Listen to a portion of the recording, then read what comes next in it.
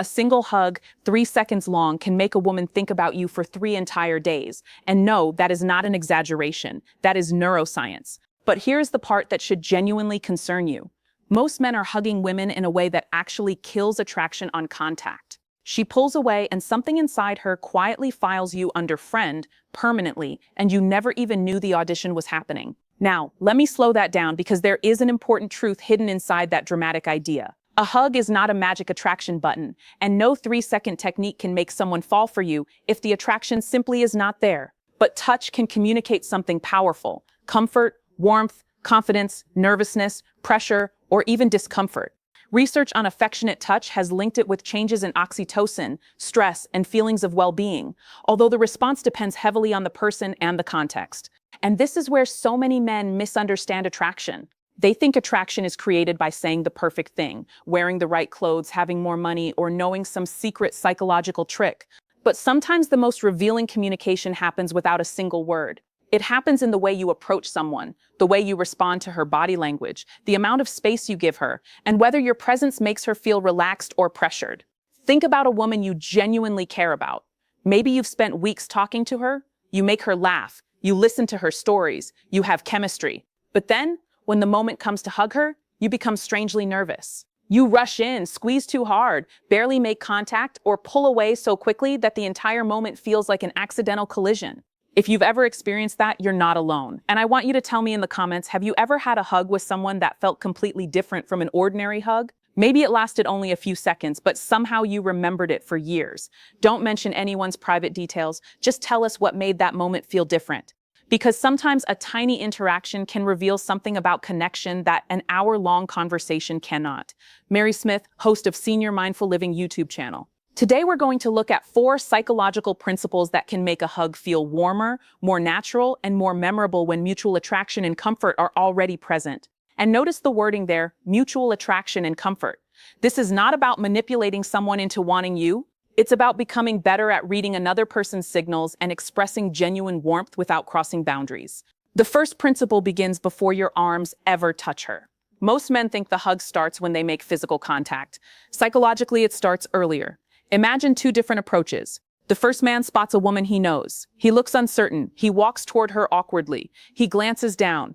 He opens his arms at the last second as though he's asking himself, is this actually happening? She now has to make a decision under pressure. Is he going for a hug? Is he expecting one?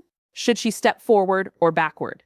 Now imagine the second man. He sees her. His face softens. He makes comfortable eye contact. He smiles naturally. He approaches at a normal pace.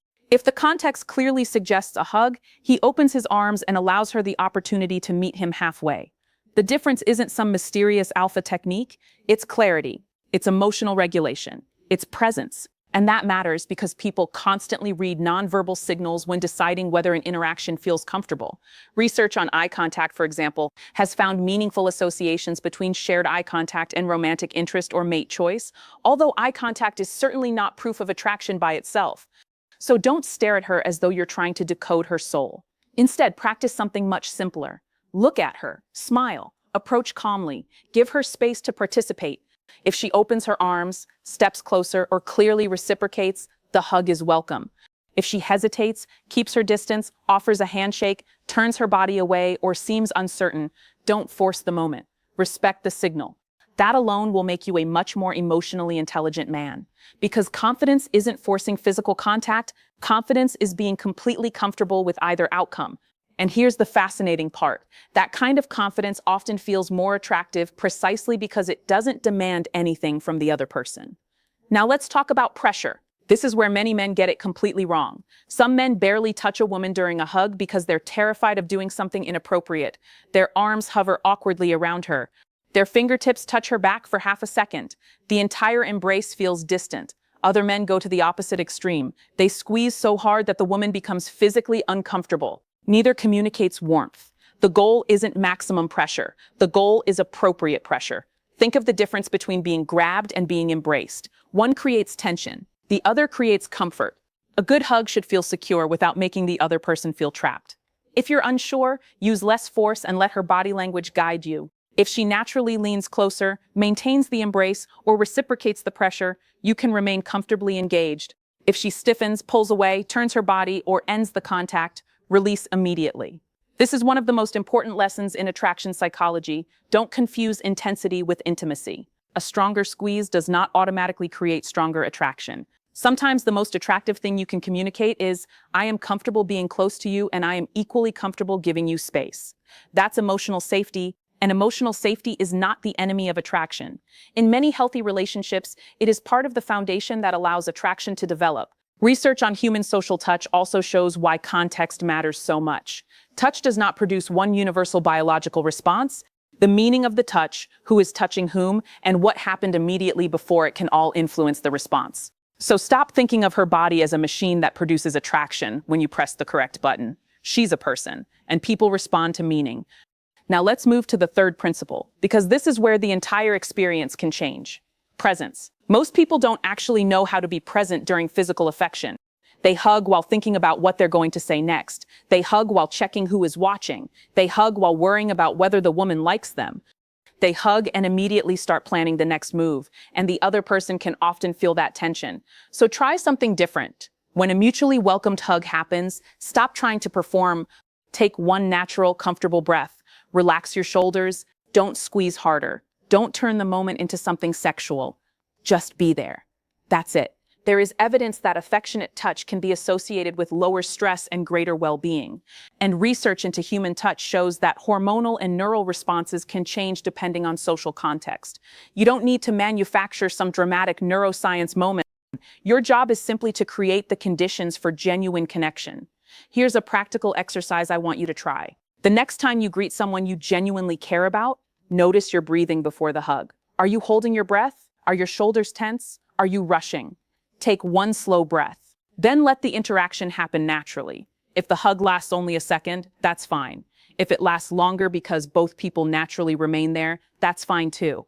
Don't count the seconds. Don't think, the video said 3 seconds, so I need exactly 3 seconds. That turns affection into a stopwatch. Instead, pay attention to reciprocity. Does she remain close? Does she naturally return the embrace? Does her body look relaxed? Does she initiate the next hug? Those signals are far more useful than any arbitrary number. And this brings us to something almost nobody talks about, the ending. A surprisingly awkward moment can happen after a perfectly good hug. The man suddenly jumps backward. He looks at the floor, he grabs his phone, he starts talking too quickly, and the warmth disappears. You don't need to create a dramatic movie scene, just finish naturally. Release when the hug naturally ends. Look at her face, smile, say something simple like, "It's really good to see you." Then continue the conversation. That's it. Research on mutual gaze has found that shared eye contact can influence feelings of liking and romantic attraction in certain contexts. One classic study found increased feelings of affection following sustained mutual gaze, while newer speed dating research has found that shared eye contact can predict mate choice. But again, don't turn this into a technique. Don't stare at her for 3 seconds because you think you're activating a chemical. Don't force prolonged eye contact. Don't touch her face. Don't hold on to her because you've decided that women secretly love it. The most attractive interaction is often the one where both people are free to participate. And that brings us to the fourth principle: read the response instead of trying to control the outcome. Imagine you hug a woman you like. You release. She stays close for another moment. She smiles. She continues eye contact. Maybe she touches your arm. Maybe she starts another conversation instead of immediately walking away. Those can be encouraging signs, but they are not guarantees. Now imagine the opposite. She gives you a quick, polite hug. Her body remains stiff. She immediately steps backward. She avoids eye contact. She creates physical distance. That's information too. And emotionally mature men know how to receive both kinds of information without becoming defensive. If she welcomes closeness, enjoy the connection. If she doesn't, respect it. That is not weakness. That is self-control. And here's a story that illustrates why this matters. Imagine a man named David. He likes a woman named Sarah. Every time they meet, David tries to make an impression. He tells jokes. He talks about his accomplishments. He tries to appear confident, but Sarah always seems slightly uncomfortable around him. One day, David stops trying to impress her. When they meet, he simply smiles, says hello, and waits. Sarah steps forward and hugs him.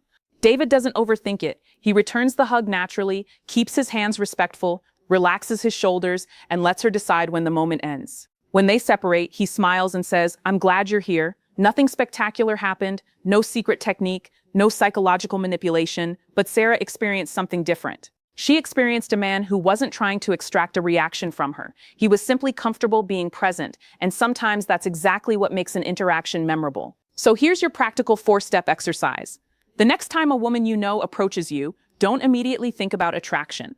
First, observe. Second, reciprocate only what she clearly welcomes. Third, stay relaxed rather than performing. Fourth, allow the interaction to end naturally. And if you're already in a relationship, there's an even better exercise. Tonight, instead of trying to create sexual tension, give your partner a genuine affectionate hug with no agenda, no request afterward, no expectation, no attempt to turn it into something else.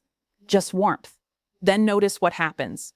Does she relax? Does she smile? Does she hold on longer? Does she tell you something afterward? Those little moments can teach you more about emotional connection than memorizing dozens of so-called attraction tricks. Because real intimacy isn't about finding a secret button inside another person. It's about learning how to make another human being feel seen, respected, comfortable, and valued. And there is one final idea I want you to remember. A hug cannot create genuine attraction where none exists. But a good hug can reveal the quality of an existing connection. It can communicate, "I'm happy to see you." It can communicate, "I feel safe around you." It can communicate, "I'm comfortable being close to you."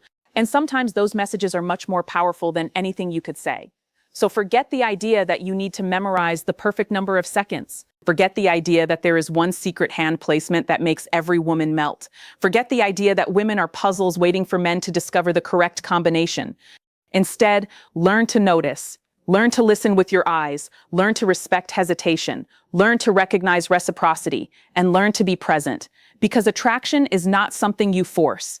It's something two people discover together. And if you take only one lesson from this video, let it be this. Don't focus on making her remember your hug. Focus on making the moment feel genuine. If she feels comfortable, respected, and emotionally connected, the hug may naturally become memorable. And if she doesn't want the hug, your ability to accept that gracefully may tell her more about your character than the hug ever could. So the next time you find yourself standing in front of a woman you care about, take a breath. Don't rush. Don't perform. Don't force. Read the moment and let the connection be mutual. If this changed the way you think about attraction and physical connection, share this video with someone who could benefit from hearing it. And tell me in the comments, what's the most memorable hug you've ever experienced and what made it feel different? Subscribe to Senior Mindful Living and turn on the bell because we're going deeper into the psychology of attraction, emotional connection, communication, and the subtle behaviors that shape relationships. And remember, the goal isn't to become better at controlling attraction. The goal is to become better at creating genuine connection.